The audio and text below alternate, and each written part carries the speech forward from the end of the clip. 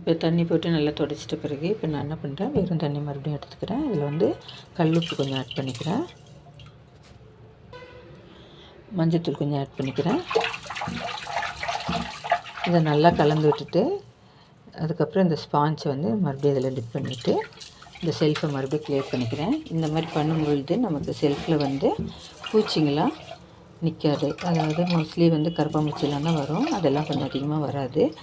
நம்ம deep clean பண்ணும்போது இந்த மாதிரி பண்ணி வச்சுட்டு அதுக்கப்புறம் அந்த செல்ஃபில் வந்து பேப்பரோ இல்லை வந்து வேறு எது வேணாலும் போட்டுக்கலாம். நீங்கள் கேலண்டர் அட்டை இருந்தாலும் போட்டுக்கலாம். அப்படி இல்லைன்னா இப்போ வந்து அதுக்குன்னு ஒரு ஷீட்டெலாம் வைக்கிறாங்க, அந்த ஷீட்டும் வாங்கி நம்ம போட்டுக்கலாம்.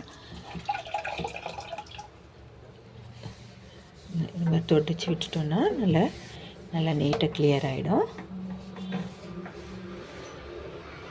ஸோ எப்போ டீப் க்ளீன் பண்ணாலும் இந்த மாதிரி நல்லா பண்ணிடணும். இப்படி பண்ணிட்டோன்னா நமக்கு ஒரு மாதத்துக்கு நம்ம நீட்டாக இருக்கும்.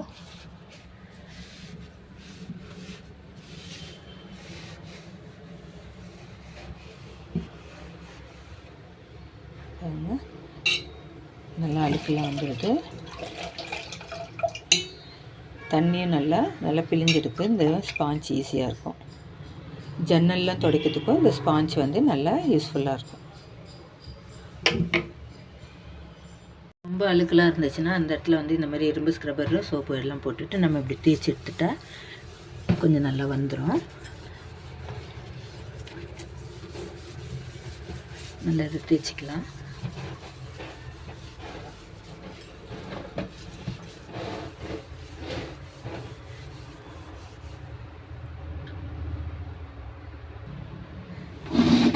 இந்த கேப்லலாம் வந்து இப்படி போட்டு எடுத்து வச்சுக்கலாம். இந்த ஸ்க்ரப்பர் வச்சு இந்த கேப்லலாம் போட்டு தேய்ச்சி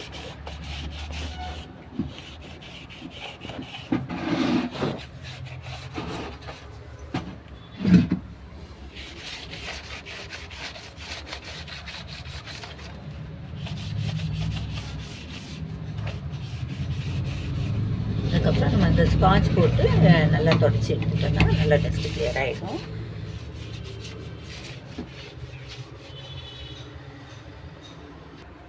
இப்போ இந்த ஸ்பாஞ்ச் போட்டு வாஷ் பண்ணி தொடச்சி நல்லா தொடச்சி எடுத்துக்கிறேன்.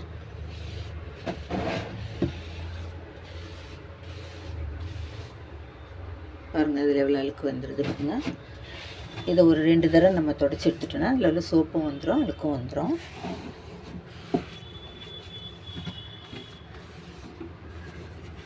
இந்த சைடில் எல்லாம் கூட கீழெல்லாம் எடுத்துட்டால் நீட்டாகிடும். ஸோ இந்த மாதிரி நம்ம செல்ஃபு நல்லா ஃபுல்லாக ஈரம் போட்டு நல்லா துடைச்சி எடுத்துட்ட பிறகு நல்லா டோரை வந்து நல்லா ஓப்பன் பண்ணி வச்சிடணும். ஓப்பன் பண்ணிவிட்டு நல்லா காய விட்டுறணும். அந்த ஈரம்லாம் வந்து நல்லா காயட்டுன்னு விட்டுறணும். காய விட்ட பிறகு தான் நம்ம வந்து அதில் வந்து பேப்பர் போடணுமோ இல்லை ஏதாவது வேறு ஷீட் ஏதாவது போடணுமோ போட்டுக்கலாம். ரசம் எப்படி நம்ம ஈஸியாக செய்யுதுன்னு பார்க்கலாம். ரசத்துக்கு வந்து புளி நம்ம ஒரு சின்ன எலுமிச்சப்பழம் அளவுக்கு எடுத்துகிட்டு நல்லா கரைச்சி எடுத்துக்கலாம். இந்த பண்ணி நல்லா கரைச்சி எடுத்துட்டேன். இப்போ வந்து இது கூட வந்து இப்போ மிளகு சீரகம் ஒரு 2 ஸ்பூன் மிளகு 2 ஸ்பூன் சீரகம் போட்டு ஒரு தக்காளி கருவேப்பிலை பூண்டு இதெல்லாம் போட்டு வந்து அப்படி குறைன்னு அரைச்சிட்டேன். இப்போ இதில் வந்து நம்ம இதை ஆட் பண்ணிக்கலாம்.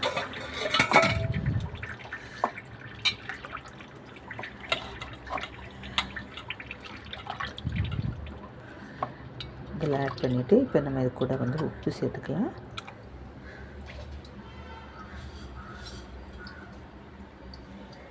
இது கூட கொஞ்சம் கல் உப்பு ஆட் பண்ணிவிட்டு நல்லா இதை வந்து கரைச்சிப்போம். கரைச்சிட்டு உப்பு கரெக்டாக இருக்கான்னு செக் பண்ணிவிட்டு அதுக்கப்புறம் நம்ம இதை தாளித்து எடுத்துட்டால் நமக்கு அருமையான ரசம் கிடைக்கும். ரசம் செய்கிறது ரொம்ப ஈஸி.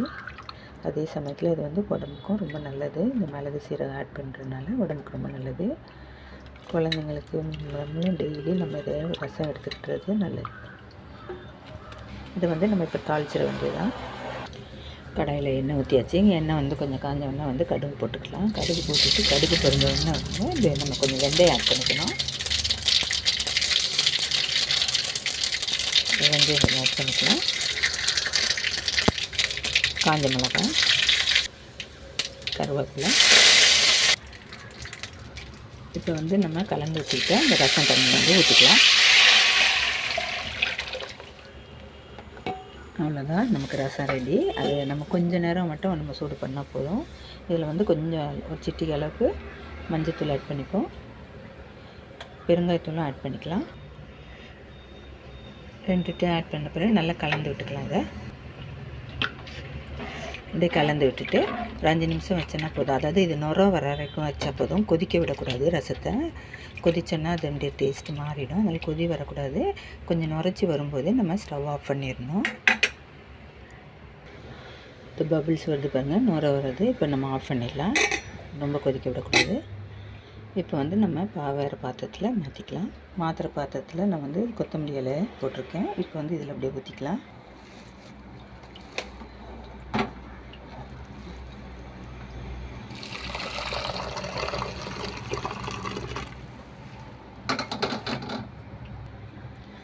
சுவையான ரசம் ரெடி ஆகிடுது. ஸோ இன்றைக்கி லஞ்ச் வந்து எங்களுக்கு ரசம் தான். இது அப்படியே மூடி வச்சுட்டா நல்லா வாசமாக இருக்கும். ரசம் வந்து இன்னும் டேஸ்ட்டாக இருக்கணும் அப்படின்னு நினைக்கிறவங்க வந்து இன்னும் அது கூட வந்து ஒரு சின்ன ஸ்பூன் அளவுக்கு சர்க்கரை ஆட் பண்ணிக்கோங்க. ரொம்ப டேஸ்ட்டாக இருக்கும், கல்யாண வீட்டு ரசம் மாதிரி இருக்கும். இப்போ இது வேண்டான்றவங்க நம்ம சர்க்கரை போட வேண்டாம்.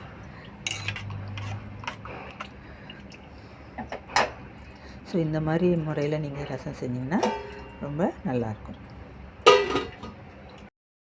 இப்போ ரசம் பண்ணிவிட்டு கொத்தவரங்காய் சைட் டிஷ்க்காக கொத்தவரங்காய் சேர்த்துக்காக இந்த கொத்தவரங்காவை வந்து இந்த எட்ஜஸ்லாம் கட் பண்ணிக்கிட்டேன். இப்போ இந்த தலைப்பகுதியிலையும் வால் பகுதியும் கட் பண்ணிவிட்டேன். இந்த மாதிரி கட் பண்ணி எடுத்துடணும். அது எப்பயுமே வந்து இப்படி கட் பண்ணி எடுத்துடணும். எடுத்துகிட்ட பிறகு நல்லா இதை வாஷ் பண்ணிக்கணும். நல்லா வாஷ் பண்ணிவிட்டு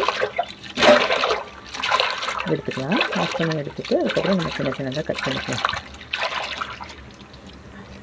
எப்பயுமே காய்கறி வந்து முன்னாடியே கழுவி விடணும். நல்லாவே கட் பண்ணுறதுக்கு முன்னாடி கட் பண்ணி நல்லா கழுவி விட்டுக்கணும். கழுவிட்டு எடுத்துக்கணும்.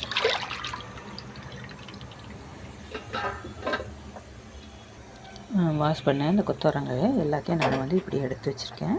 இது இப்படியே நல்லா கொஞ்சம் இப்படி அரேஞ்ச் பண்ணி வச்சுக்கலாம். இப்படியே மொத்தமாகவே நம்ம வச்சு வெட்டிடலாம். கொத்தவரங்காய் வெட்டுறது ரொம்ப ஈஸி.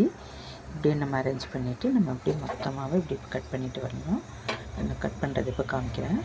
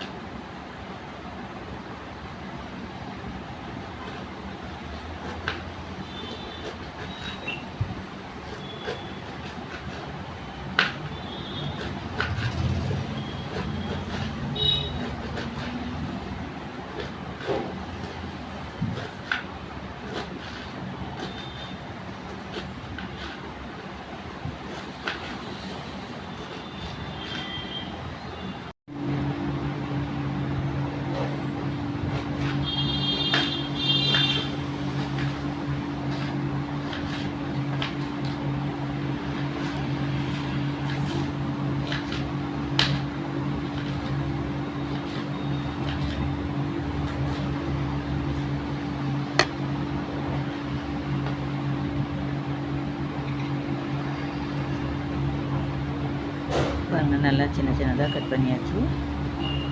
காயை நல்லா தண்ணி போட்டு வேக வச்சிடணும். நம்ம இந்த காயை மட்டும் வேக வச்சு தான் செய்யணும். வேக வச்சுட்டு தண்ணியை எடுத்துகிட்டு தான் இதை நம்ம செய்யணும். இப்போ காய் நல்லா வெந்துருச்சு. இனிமேல் வந்து இதை தாளிக்க வேண்டியது தான். இப்போ இந்த தண்ணியெல்லாம் நான் வடித்து எடுத்துடுறேன். கொத்தவரங்காயை நல்லா ஃபில்ட்ரு பண்ணியாச்சு. இப்போ வந்து கடாயில் எண்ணெய் ஊற்றிட்டோம். கடுகு போட்டுக்கலாம். வெங்காயம், கருவேப்பிலை கொஞ்சம் ஆட் பண்ணிப்போம்.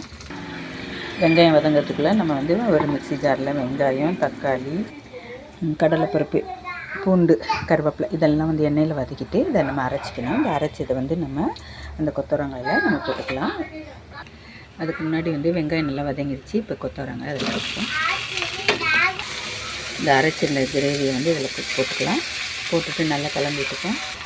காய்க்கு தேவையான கொஞ்சம் உப்பு ஆட் பண்ணிக்கலாம். அதுக்கப்புறம் மிளகாத்தூளும் ஆட் பண்ணிக்கலாம்.